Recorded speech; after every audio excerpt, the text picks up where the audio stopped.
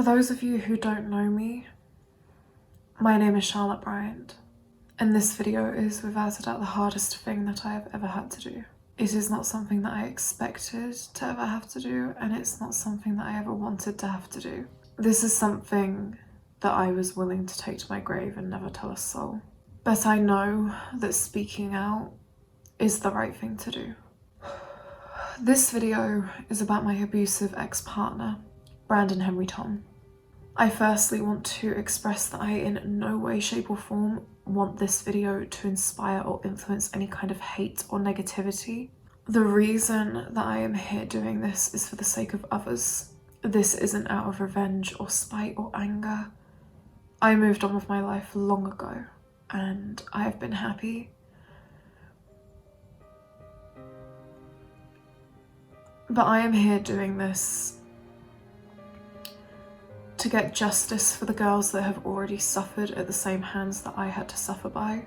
And I am doing this to save girls in the future from ever having to live with what many of us will have to live with for the rest of our lives.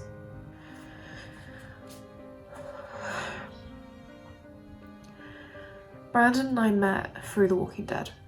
As many of you know, he has a Walking Dead page known as TWD True Facts. I loved The Walking Dead. It was my favourite show. You may be able to see a signed autograph by Andrew Lincoln above my shoulder. Thank you to my best friend Beck for getting that for me. When I followed that account, he made a personal Instagram and then a personal Snapchat, which he said that he would post spoilers on, so of course I followed these. He never posted any spoilers on the Snapchat, but instead, he ended up posting many images of his knuckles all bloody, saying things like his ex had effed him up and things like that. And of course, whether you know the person or not, when you see things like that, you do shed concern for them. So I would always message him and I would just be like, hey, you know, I know you don't know me, I don't know you, but I just wanted to check in and see how you are. I just want to say that I care. I'm sure a lot of your fans care. And I left it at that because I've always believed that just by showing some kindness to someone, checking in on someone, telling someone that you care, like genuinely care, then that can really positively impact their life. And that is an important thing to do. And he seemed to always find comfort in opening up to me, and that would lead to FaceTiming and things like that, where he would tell me about his ex and how she had stabbed him and cheated on him and done all these really horrific things to him. This was all in 2016, by the way. When it got to December 2016, January 2017, and I was 17 years old at the time, that's when he started asking me to be in a long distance relationship with him. He was 19, I think, at the time. It is worth mentioning, at this point in my life, I never saw relationships and things like that as being something that was on the cards for me. I'd never even flirted with a guy. I am a carer for my mum and my grandma, and I was always so dedicated to focusing on my education and my work ethic, like all of these different things, to build up a financially stable future, because my family are my priority. So that's something that I always tried to focus on. So initially, when he first started asking me to be in a long distance relationship with him, I would say no, but he was very persistent. He would ask me almost every other day, and he would say the sweetest things to me, things that made me feel so special. Like, why would anyone care about me? And it was always crazy to me that we'd never even met. But he would always say things to me like, I can see a future for us, babe. Like, so on February the 15th of 2017, I eventually said yes. It was something that I had considered a lot. It was something that I talked to my friends and family about, and I decided to give it a go with him. The first couple of months of our relationship were weird now that I think back to it. At the time, it felt amazing. I felt like I was on cloud nine. It was just it was like a fairy tale in my eyes, and I was very naive at this point. I didn't see a lot of those sort of typical red flags as being red flags, like his aggression and his control over me. He would be quite nasty at times, quite vicious, just say really horrible things to me if I didn't do what he wanted, if I didn't tell him something straight away or whatever it was. But he would always apologize, and he would always say to me, "You're so stupid for believing that I was serious," and I would feel stupid. I was very gullible. He would guilt trip me and I would feel guilty. It didn't take long for me to realize that I had fallen in love with him about a month and a half into the relationship. I loved him with everything that I had. I was always so grateful to my friends and family because they always made such a huge effort with him, and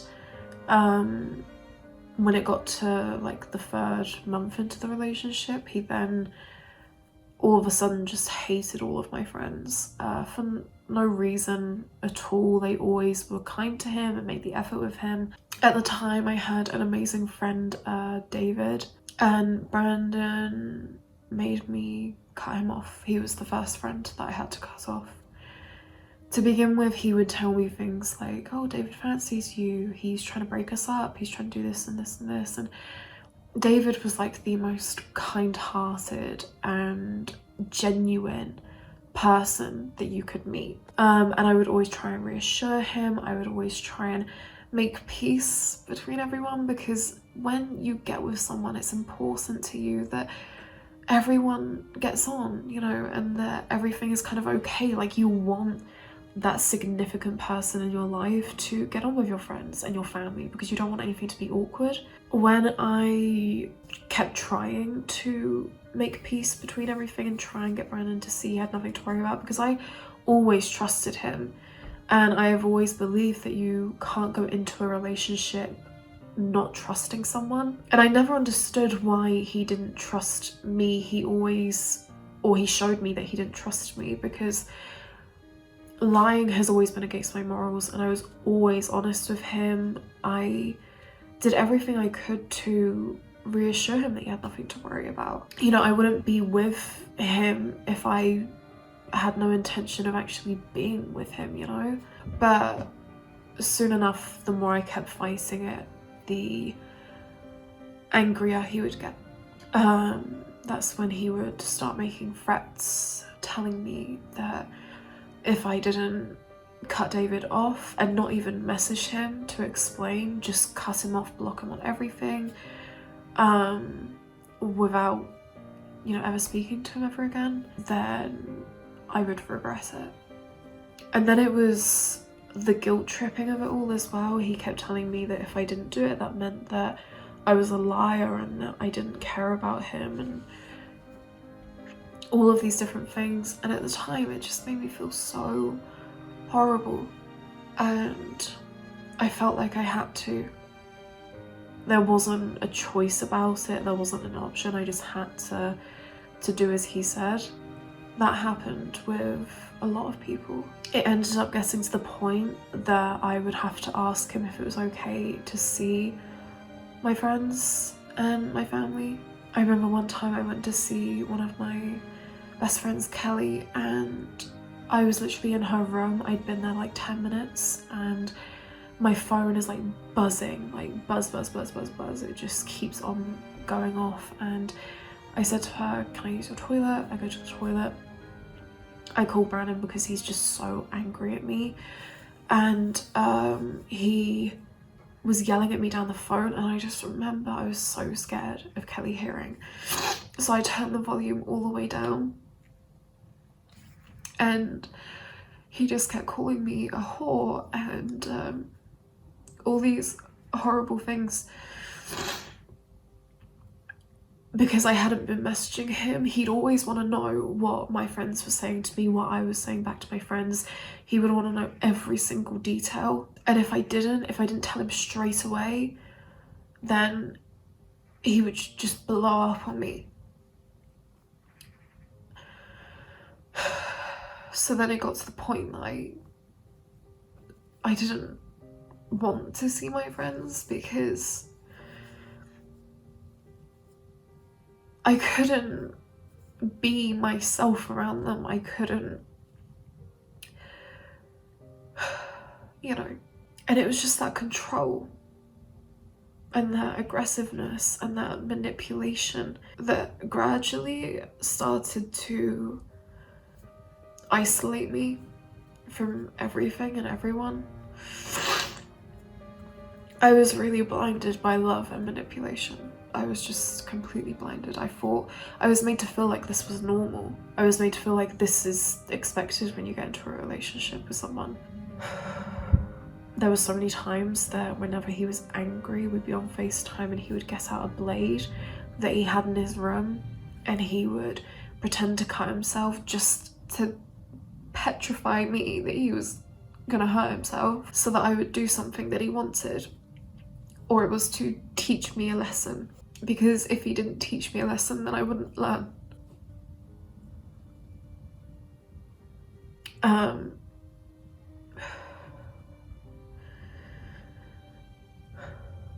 At the time, when all of that was going on, I mean, looking back at it now, but at the time, I remember that he would have a period when he was like that, and then he would be this like loving, charming, charismatic guy, and then he would say a few nice things to me, and I remember feeling so overjoyed with him telling me he loves me and telling me that I'm beautiful, because then that suddenly made those things not matter, and I'd kind of like place them to the back of my mind and I tried to forget about it. August of 2017, he came over here for a couple of weeks, and then I went back to Canada with him, and I paid for the flights, and I sorted all of that out. My family treated him while he was over, and as his family did with me when I went back over to Canada. And in that time when we were together, it just felt amazing. Like it literally was. Like when I look back to that time, I can't see anything that was wrong or abusive or anything like that. It just felt amazing. So when that happened, I kind of felt like, okay, well, the remedy to all of this is us being together in person physically. So it either meant him coming here or me going there. Up until that point, he had kept our relationship hidden, for the reason being the fans would hate on me, and I was too emotional to deal with that. I never saw anything wrong with it. I didn't really care about public status. I didn't, that didn't faze me. I had always trusted him.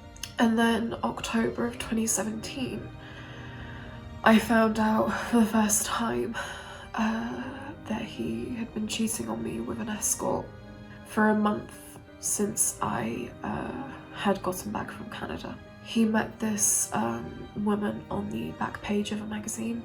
I never judged her. We all do what we can to make it in this life, and I know that she had a son to fend for as well. As far as she was aware, this is what Brandon told her. She thought I had died because Brandon told her that I had from a brain tumour. When all of this came out, not only did I have this woman telling me about it all, I also had her employer messaging me as well, and he was sending me pictures of her vagina, just really disgusting things, saying that she had herpes and I had to get checked, all of these, things. And when I confronted Brandon about it all, he lied about it, of course. Once he realised that he couldn't lie anymore, he admitted it to a certain extent. He said that he never slept with her, but that things had been intimate to some extent, and then he blamed me for it. He blamed me for leaving. He said it was my fault because I left, and I believed that. I felt so guilty. I just remember when all of this came out at the time, it felt like the worst thing that I could have gone through. To have the man that you love with all of your heart, the man that you see a future with, cheat on you. It's heart-shattering. And then he would belittle me, say really horrible things to me, like, you're a effing whale, no one's ever gonna love you the way that I love you. And he would just get so angry, so angry. And then he would cry, and then he kept on telling me that he was going to kill himself if I left him, to the point that he even wrote a suicide note. I remember during that time when he had been cheating on me and I was unaware of it, he would always tell me that he was going to his aunt's when he never was, and that he was staying overnight when he never did. A lot of times he would tell me that he had to train someone and that he had to go away on a work trip, like all these different things, and really it was just him paying out for hotel rooms to have sex with this woman. And this woman ended up caring for him a lot as well. She told me that, she opened up to me, and I felt sorry for her as well, because he had fooled her into believing that there would be a future with them. I wanted to believe that everything he had told me was true, that he promised he would do it again, he promised he would change. I wanted to believe that there was good in him. I wanted to believe that he was genuine. And of course he wasn't, because he was cheating on me throughout the entirety of our relationship. He even had a list where he would write the girl's name, what number they were, and what year he did them with. By the time I got away from him, the list was almost 50 girls, and that was just physically. So as I was saying, when it got to around Christmas, we decided to meet again. It was quite like a short notice thing. We decided that he was going to come over here and I was going to go over there at some point. He wanted to be here for my birthday, so he booked a flight for the 1st of January. He ended up staying for 3 weeks.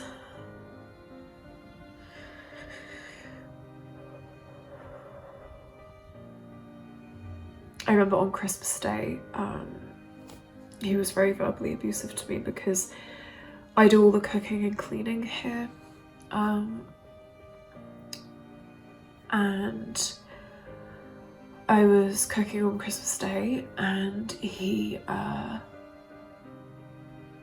I didn't speak to him for about an hour, so he became very verbally abusive of me, calling me a cunt, telling me to go die, that I deserved to die, and that the world would be a much better place without me, and how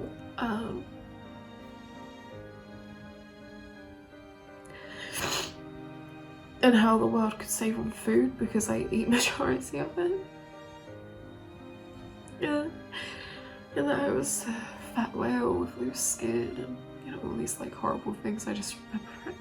And I tried really hard to get him professional help as well, because anyone that knew him said that his anger was getting worse, and it had been over the years. So I got in touch with so many rehabilitation centres, therapy clinics, counselling. I tried to get him so much professional help, but at the end of the day it was his choice, and he said he didn't need it. So then when he came to England on the 1st of January, I was so excited, because I remembered the first time that we were together, and I thought, you know, it's always better when we're together.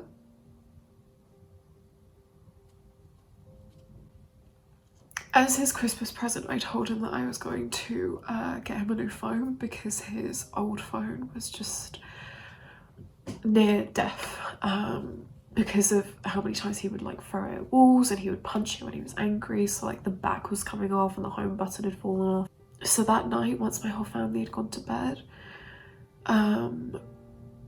we stayed up. We would always stay up just to spend as much time together as possible. He told me how he really wanted the iPhone X, because at this point the iPhone X had just come out, so it was like £1,000, and he told me that he wanted it, when originally I had said to him that I would get him the iPhone 6 Plus, because It was a brilliant phone, and let's face it, they're all practically the same anyway. They all do the same thing. But that night he was very persistent. He kept saying that he needed the iPhone X. I just kept saying to him, no, you know, the iPhone 6 Plus is just as good. The iPhone X is like double the price of the iPhone 6 Plus. It's not worth it. I'm not going to spend that much money. And just like that, he flipped. He grabbed the hot mug of tea that I had made for him and he threw it over me. He grabbed the chain around my neck because I bought us these love chains on one of our anniversaries, and he just yanked it. He pulled it so hard so that it snapped.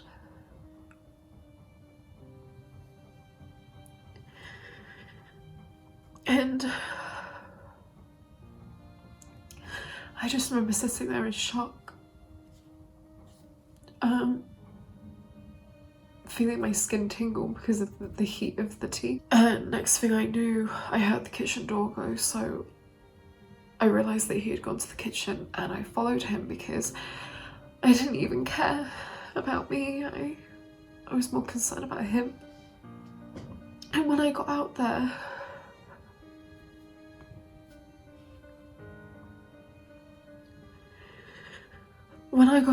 he had a knife. He grabbed my arm and he pulled me into the utility room. And he grabbed my arm close to his chest and he pressed the knife against my wrist.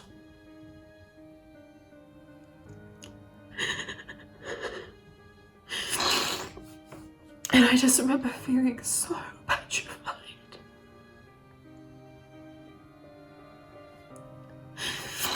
I was so scared.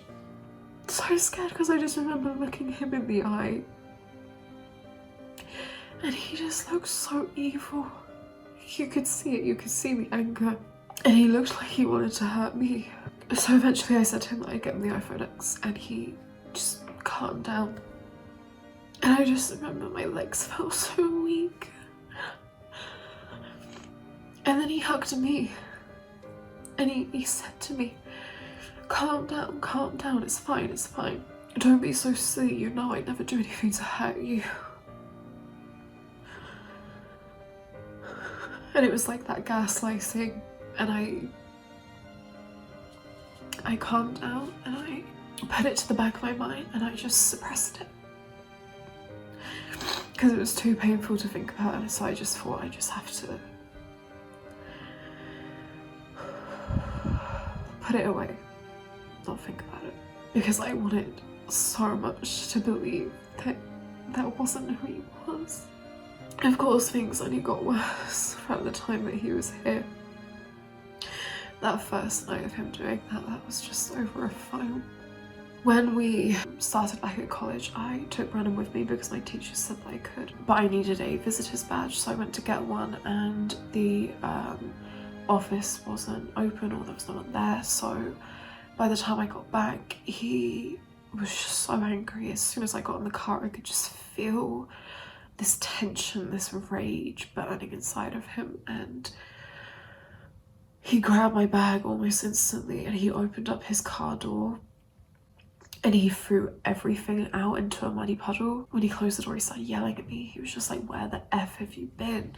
And he was telling me how he'd spoken to someone that said that he didn't need a badge, but the system that we had at college was that you always need to be wearing your badge, and you need one to be on the premises of the college for terrorist reasons and things like that. And he just got so mad. He flipped out and he just kept raging and yelling. And I remember pushing myself up against the car door because I was so scared.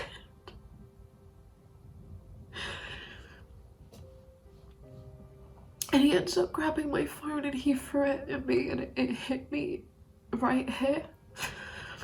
And I just remember in seconds I felt this like burning, tingling sensation in the upper lip. I kept on saying something's wrong, and I was kind of like cupping my mouth because I could taste blood, and he didn't care. He didn't care, he just kept on raging. He kept on saying, you're an F up, you always do this, you always make me so mad. It's your fault if I ever do anything to hurt you, it's your fault. And I believed it was my fault, and I blamed myself. I kept on saying sorry, I kept saying I'm sorry, I didn't mean to make you angry. Eventually he calmed down and he started looking at my lip and he said, there's nothing wrong with it, it's fine. And I looked in the mirror and it had swollen up all around here. It just swollen up. It was like someone had injected it with something. It just blew up and I could see the blood on my lips.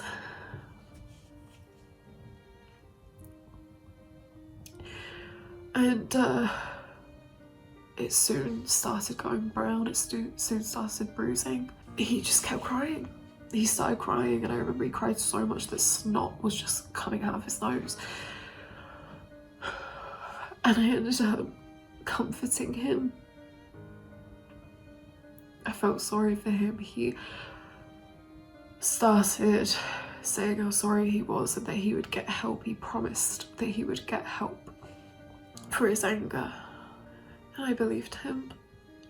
I guess I kept making excuses. I kept telling myself he didn't mean to do it. It was just out of anger that he did it. It was an accident. But he always knew exactly what he was doing. Throughout the time that he was here, he would hit me. I had so many bruises on my body, and at that time, the weather, it was quite warm here, and I would wear like thick sweaters to cover up bruises on my arms. He would grab me by the neck a lot of times, he'd choke me, he'd kick me. I remember one night, it was the early hours of the morning and we were in bed, and I was asleep and he had been on my phone and he found some pictures on there from a group activity that we did. My teacher had to take photos of a few of us doing this project. And it's something that I'd completely forgotten to tell Brenda because I was just so busy doing all my assignments, getting all my units done.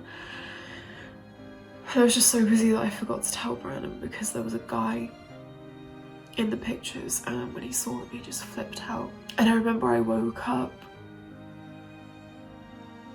and I was dazed for a second, and then I realised that he was kicking me and hitting me in the arm right here. And I remember the next day realising that there was a huge bruise at the top of my arm. And he was just so mad at me. And I kept on saying that I was sorry, I forgot. He just kept saying to me, I've got to teach you a lesson, because if I don't teach you a lesson, then you won't effing learn. He'd got the charger for his phone and he whipped me with it a few times. And then I can't remember like how it happened, or like I remember it, but it just happened so quickly. He'd grabbed the end of the charger, the bit that you put into the phone, and I put my arm out to stop him, and it ended up digging into my skin. It like stabbed into my skin at like an angle, and it just dug in. And I just remember there was a wound there and it was bleeding, and I still have a scar here now from it.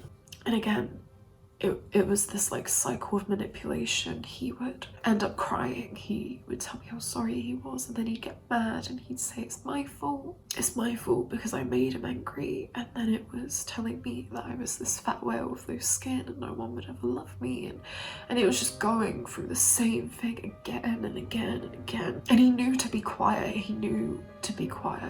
and I would be quiet too, because I wouldn't want anyone knowing what he was really doing.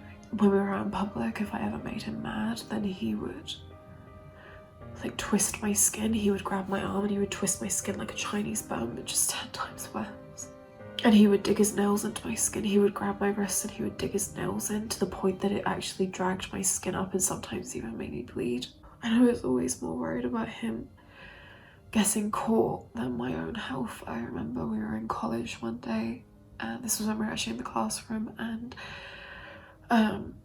we have a system that the doors are always locked, and in order for someone to get in you have to click a button from the inside. One day this guy knocked on the door and I looked to see who it was, to see if anyone was letting him in, and someone did, and Brennan just got so mad at me. He kept on sort of like yelling at me under his breath, like he would always like whisper yell, like he did it so quietly, but you could hear that anger in his voice. And he got so mad at me because it was a guy that came in, and he got so mad at me for it. And I just remember that under the table, under the desk with the computers on, he had grabbed my hand and he just squeezed it so tight. And then dug his nails into my hand, and it hurt so much. It always did. And then when it came to being sexual, he liked being in control. He liked that feeling of being the dominant, of being forceful with it. He knew that I hated anal, and that wouldn't matter.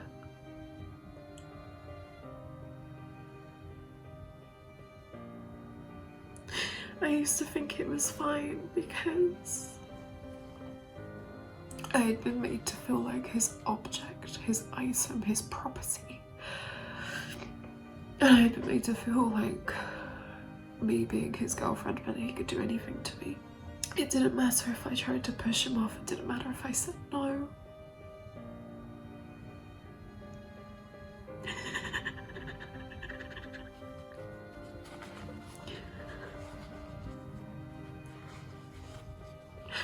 One time I just laid there because it hurt so much. I was so confused. I was so confused. I didn't understand why it hurt. I didn't understand how something that was okay could hurt so much. I remember afterwards he would always joke about it. He'd always be like, I raped you. And it would just get made into a joke. And I just remember thinking, well, if he's just joking about it, then it must be fine. This must be normal. So I never saw it as being wrong, I never saw it as being bad, ever. And then obviously I went to Canada. That was in March. No, it was in February actually. I went to Canada and things weren't as bad when I got there. I remember I wasn't looking forward to it. It was all pretty booked, it was already sorted, but I wasn't looking forward to it at all. More girls had come forward saying that he was cheating on me because he was sending them dick pictures, and he just manipulated me so much. He would tell me that they were lying and that they were jealous fans, it's what they do. And I believe him. I don't know whether I genuinely believed him or whether I just wanted to believe him. He was always so good at lying that I just believed everything. He was very abusive when I was in Canada with him. Not nearly as much. I think he knew that he couldn't get away with it as much there because, like, here I live on a farm, so we have a farmhouse, so it's quite big and the walls are really thick, and I think he just knew that he could get away with it here. But over there, everywhere is like closer together, so, and the walls aren't as thick, so I think he knew that he couldn't really get away with anything. But he was always so angry, so aggressive. It was just like every day it was just miserable. At this point, I don't want to go into this completely for legal reasons, but I had been a victim of fraud. I had invested into something that was supposed to be big. I was scammed out of some money, but I was supposed to be coming into a lot because of this.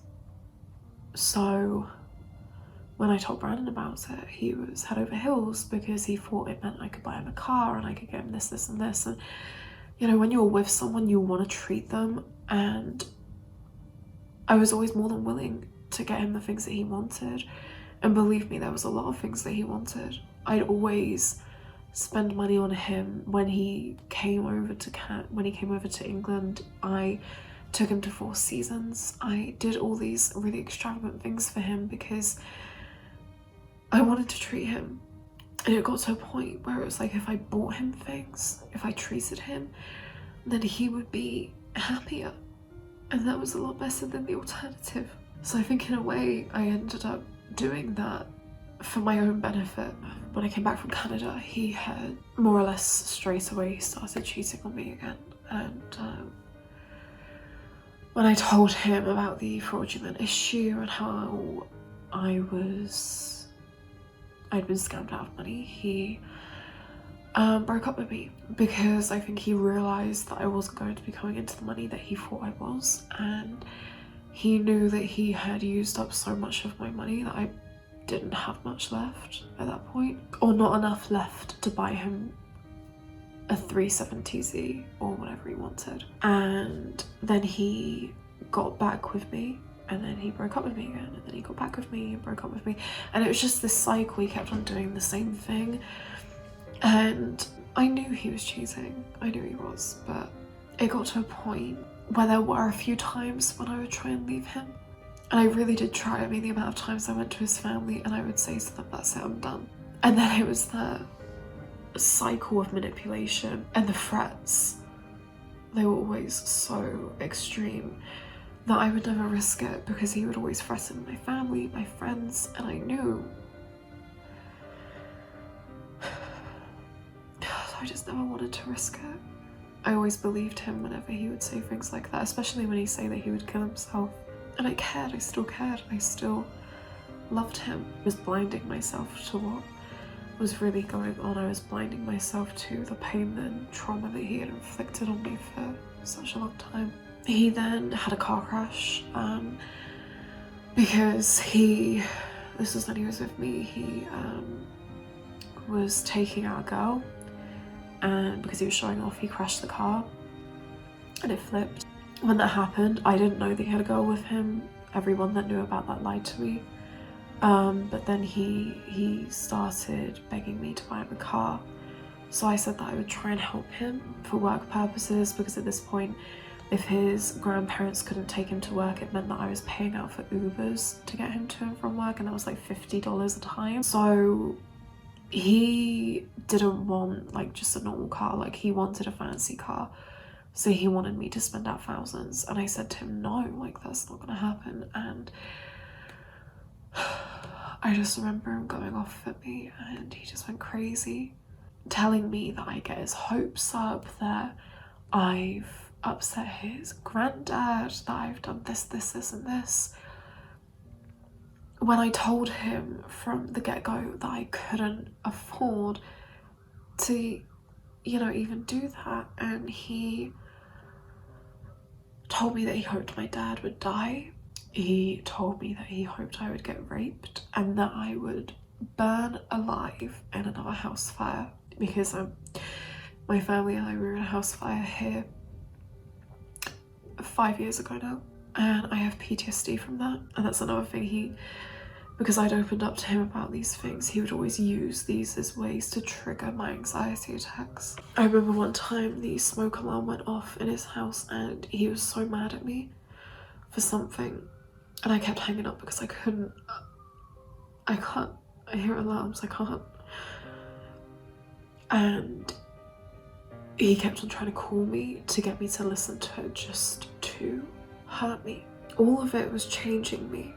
All of it was changing me. The cheating became more frequent, and the less he was lying about it, because it was like every time that I would try and leave him, he would make fake Instagram accounts, fake Snapchat accounts. He would message my friends, my family. He would message me from other people's phones, other family members' phones. He would never let me go.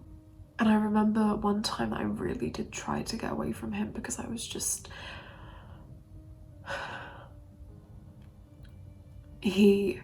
my best friend Kelly and I were going out for our birthday, and we had an amazing night.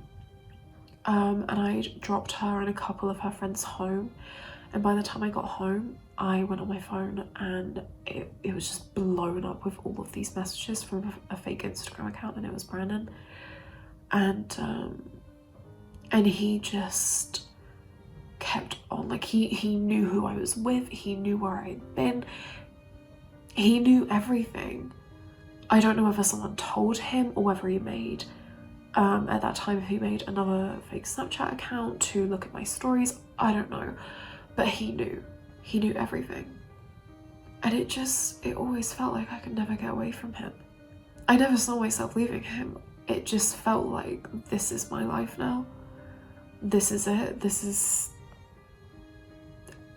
it, and this is my reality. And of course I stayed in a relationship with him up until the end of April, beginning of May of this year. At that time, at the end of it, he had also started a relationship with another girl. Some of you will know her. Her name is Bailey. And I'm just gonna say it right now, she is an incredible woman. A lot of you will know that she is a mum.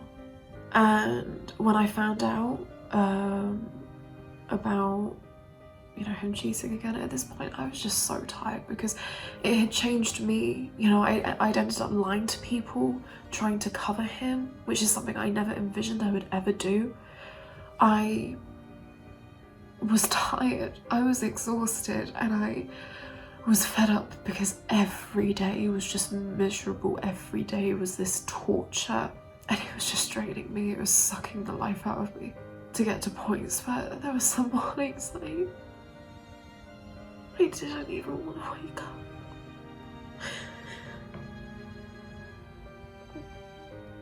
So when I found out that he had gone with another girl,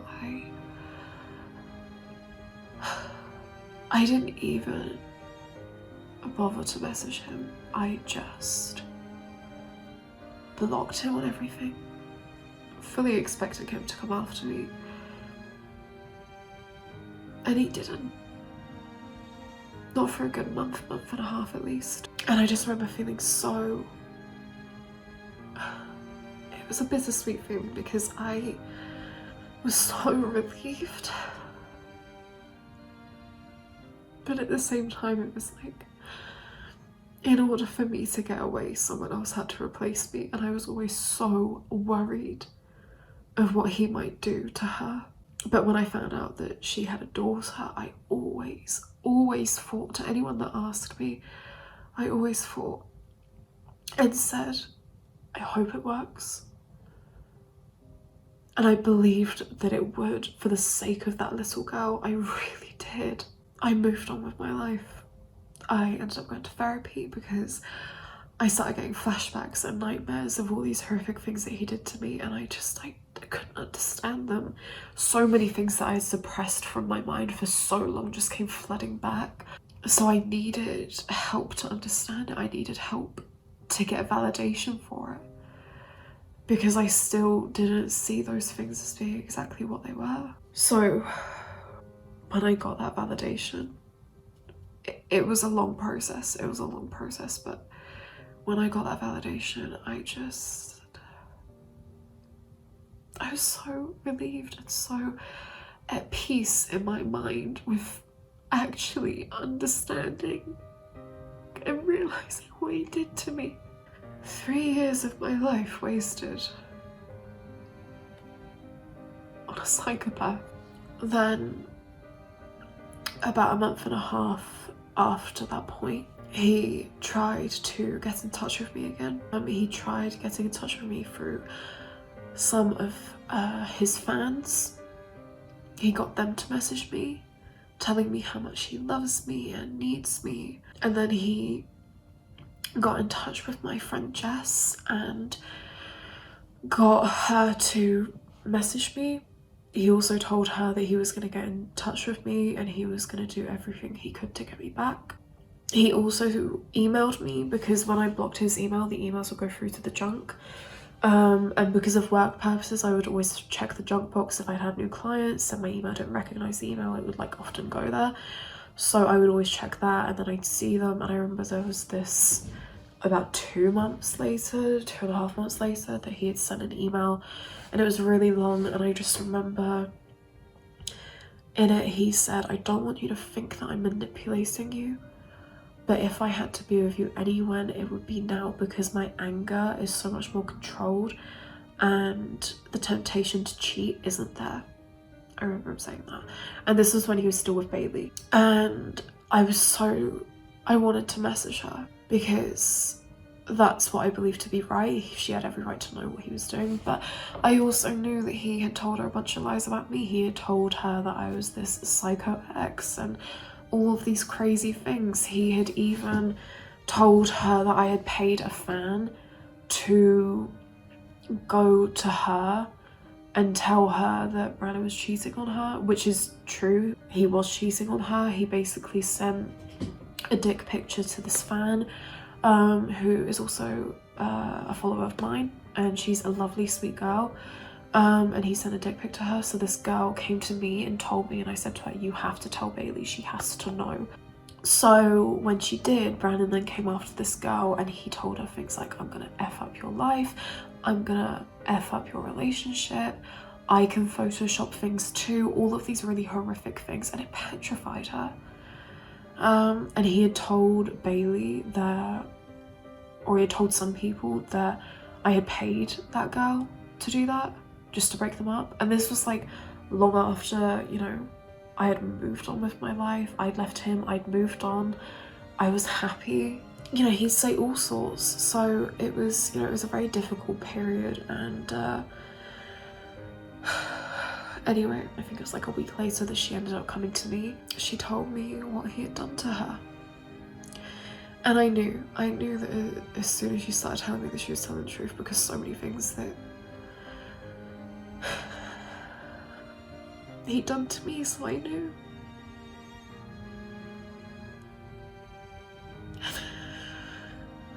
Legally, I'm not allowed to speak on that. I can't talk about what he's done to other girls, but I just have to tell you all that whatever he says about these girls, they are lies. As soon as Bailey came to me and told me what she had gone through, Brandon made another fake Snapchat account, messaged me endless messages telling me that Bailey had done all these horrific things to him. A very similar story to the one that he told me about the ex before me. And it's a pattern. He says the same thing about every single girl. And I'm here today to get justice for those girls, to get the truth out there. Because none of these girls deserve that, none of them. To the girls that have suffered at the same hands that I have, to the girls in the future, to give validation to anyone who might need it. This video is for that reason, because it is not okay for anyone to speak down to you and call you a whore and tell you that you are worthless. It is not okay for someone to threaten you and blackmail you. It is not okay for someone to cheat on you and blame you and gaslight you. It is not okay for someone to lay their hands on you when you do not want them to. And it is not okay for anyone to force you into doing something that you do not want to. No one deserves this. The purpose for this is to make sure, or to try and make sure, that no one has to live with what we have to live with. I could never have walked away from this fully, knowing that I could have done something and I didn't. Because I would always much rather him hit me 1,000,000 times more than him ever lay a finger on another girl. No one deserves this. Thank you for watching, thank you for listening. I'm sorry that it came to this. Nothing but love.